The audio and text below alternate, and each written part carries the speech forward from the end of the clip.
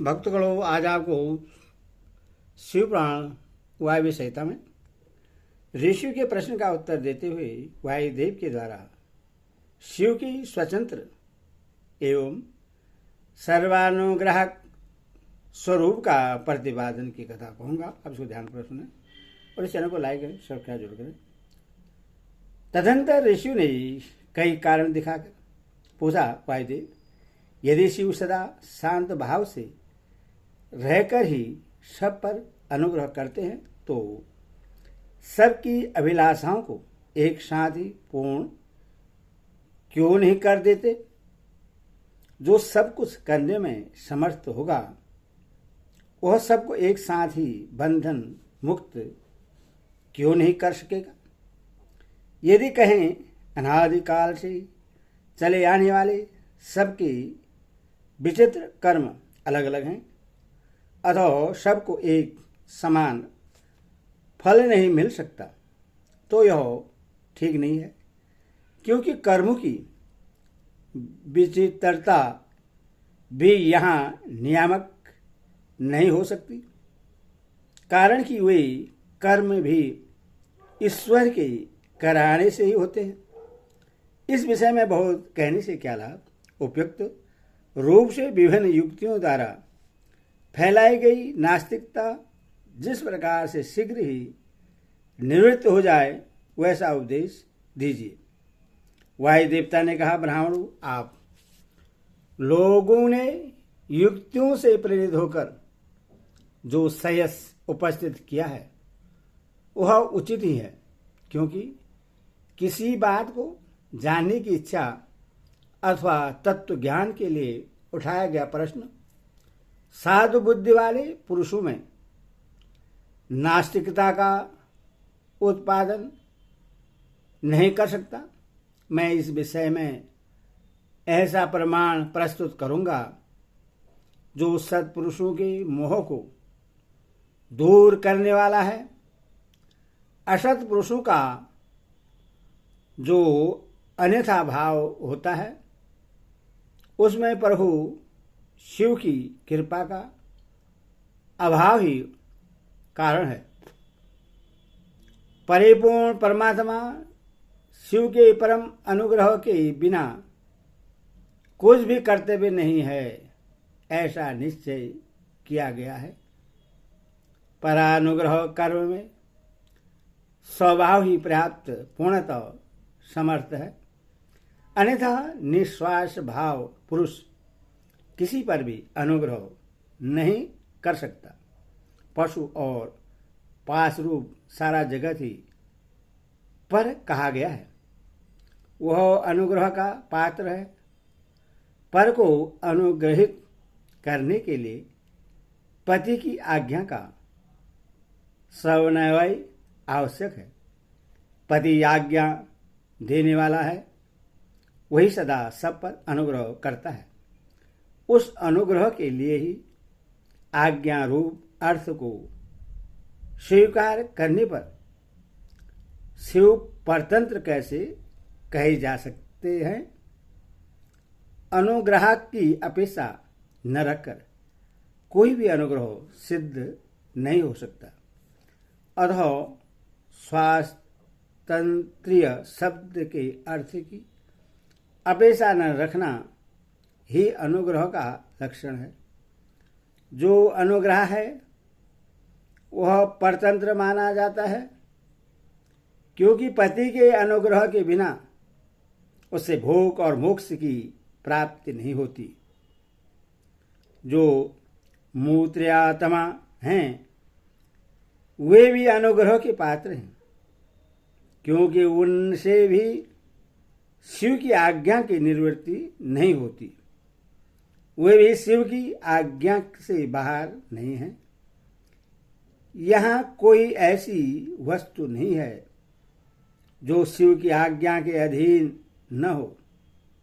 सकल सगुण या साकार होने पर भी जिसके द्वारा हमें निष्कल निर्गुण या निराकार शिव की प्राप्ति होती है उस मूर्ति या लिंग के रूप में साक्षात शिव ही विराजमान रहे हैं। वह शिव की मूर्ति है। यह बात तो उपचार से कही जाती है। जो साक्षात निष्कल तथा परम कारण रूप शिव है, वे किसी के द्वारा भी साकार अनुभाव से उपलक्षित नहीं होते, ऐसी बात नहीं है। यहाँ प्रमाण गम्य होना उनके स्वभाव का उपपादक नहीं है। प्रमाण अथवा प्रतीक मात्र से अपेक्षा बुद्धि का उदय नहीं होता। वे परम तत्व के उपलक्षण मात्र हैं। इसके सिवा उनका न कोई अभिप्राय नहीं है। कोई न कोई मूर्ति ही आत्मा का साक्षात्कार उपलक्षण होती है। शिव की मूर्ति है, इस कथन का अभिप्राय यह है कि उस मूर्ति के रूप में परम शिव विराजमान हैं। मूर्ति उनका उपलक्षण है। जैसे काष्ठ आदि आलंबन का आश्रय लिए बिना केवल अग्नि कहीं उपलब्ध नहीं होती, उसी प्रकार शिव भी मूर्तिया तमा में आरूढ़ हुए बिना उपलब्ध नहीं होते। यही वस्तु स्थिति है। जैसे किसी से यह कहने पर कि तुम आग ले आओ, उसके द्वारा जलती हुई लकड़ी आदि के सिवा साक्षात अग्नि नहीं लाई जाती, उसी प्रकार शिव का पूजन भी मूर्ति रूप में ही हो सकता है, अन्यथा नहीं।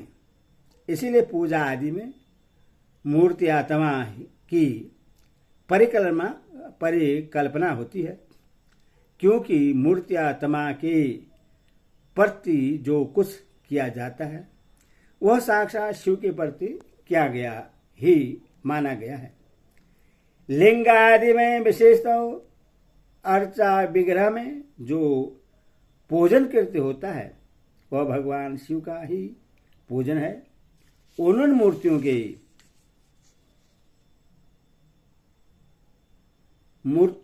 के रूप में शिव की भावना करके हम लोग शिव की उपासना करते हैं। जैसे परमेष्टि शिव मूर्त्यात्मा पर अनुग्रह करते हैं, उसी प्रकार मूर्त्यात्मा में स्थित शिव हम पशुओं पर अनुग्रह करते हैं। परमेष्टि शिव ने लोगों पर अनुग्रह करने के लिए ही सदाशिव आदि संपूर्ण मूर्त्यात्माओं को अधिष्ठित अपनी आज्ञा में रखकर अनुग्रहित किया है। भगवान शिव सब पर अनुग्रह ही करते हैं, किसी का निग्रह नहीं करते, क्योंकि निग्रह करने वाले लोगों में जो दोष होते हैं वे शिव में असंभव है। ब्रह्मा आदि के प्रति जो निग्रह देखे गए हैं वे भी श्री कंठ मूर्ति शिव के द्वारा लोक हित के लिए ही किए गए हैं। विद्वानों की दृष्टि में निग्रह भी स्वरूप से दूषित नहीं है। जब वह राग द्वेष से प्रेरित होकर किया जाता है तभी निंदनीय माना जाता है। इसीलिए दंडनीय अपराधियों को राजाओं की ओर से मिले हुए दंड की प्रशंसा की जाती है। यदि साधु की रक्षा करनी है तो असाधु का निवारण करना ही होगा। पहले शाम आदि 3 उपायों से असाधु के निवारण का प्रयत्न किया जाता है। यदि वह पर्यंत सफल नहीं हुआ तो अंत में चौथे उपाय दंड का ही आश्रय लिया जाता है। यह दंडांत अनुशासन लोकहित के लिए ही किया जाना चाहिए। यही उसके औचित्य को परिलक्षित कराता है। यदि अनुशासन इसके विपरीत हो तो उससे अहित कर कहते हैं। जो सदा हित में ही लगे रहने वाले हैं उन्हें ईश्वर का दृष्टांत अपने सामने रखना चाहिए। ईश्वर केवल दुष्टों को ही दंड देते हैं, इसलिए निर्दोष कहे जाते हैं, अथवा जो दुष्टों को ही दंड देता है वह उस निग्रह कर्म को लेकर सत्पुरुषों द्वारा लांछित कैसे किया जा सकता है। लोक में जहां कहीं भी निग्रह होता है वह यदि विद्वेष पूर्वक न हो तभी श्रेष्ठ माना जाता है। जो पिता पुत्र को दंड देकर उससे अधिक शिक्षित बनाता है वह उसे द्वेष नहीं करता। शिव की आज्ञा का पालन ही हित है और जो हित है वही उनका अनुग्रह है। अतएव सबको हित में नियुक्त करने वाले शिव सब पर अनुग्रह करने वाले कहे गए हैं। जो उपकार शब्द का अर्थ है उससे भी अनुग्रह ही कहा गया है, क्योंकि उपकार भी हित रूप ही होता है। अतः सबका उपकार करने वाले शिव सर्वानुग्राहक हैं। शिव के द्वारा जड़ चेतन सभी सदा हित में ही नियुक्त होते हैं, परंतु सबको जो एक साथ और एक समान हित की उपलब्धि नहीं होती, इसमें उनका स्वभाव ही प्रतिबंधक है। जैसे सूर्य अपनी किरणों द्वारा सभी कमलों को विकास के लिए प्रेरित करता है, परंतु वे अपने अपने स्वभाव के अनुसार एक साथ और एक समान विकसित नहीं होते। स्वभाव भी पदार्थों के भावी अर्थ का कारण होता है, किंतु वह नष्ट होते हुए अर्थ को कर्ताओं के लिए सिद्ध नहीं कर सकता। जैसे अग्नि का सहयोग सुवर्ण को ही पिघलाता है, कोयले या अंगार को नहीं। उसी प्रकार भगवान शिव परिपक्व मल वाले पशुओं को ही बंधन मुक्त करते हैं, दूसरों को नहीं। जो वस्तु जैसी होनी चाहिए वैसी वह स्वयं नहीं बनती, वैसी बनने के लिए कर्ता की भावना का सहयोग होना आवश्यक है। कर्ता की भावना के बिना ऐसा होना संभव नहीं है, अतः कर्ता सदा स्वतंत्र होता है।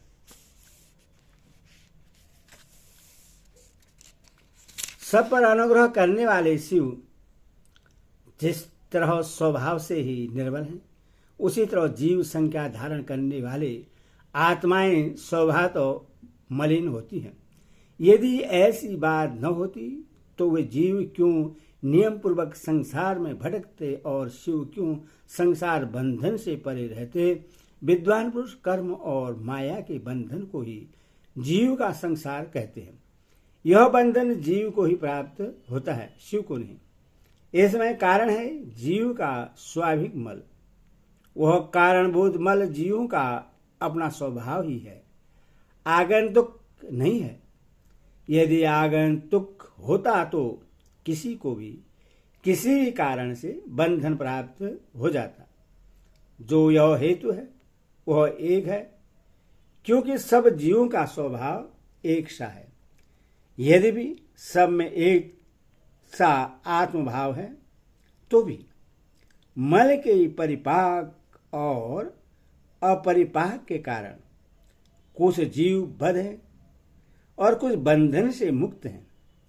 बद्ध जीव में भी कुछ लोग लय और भोग के अधिकार के अनुसार उत्कृष्ट और निकृष्ट होकर ज्ञान और ऐश्वर्य आदि की विषमता को प्राप्त होते हैं।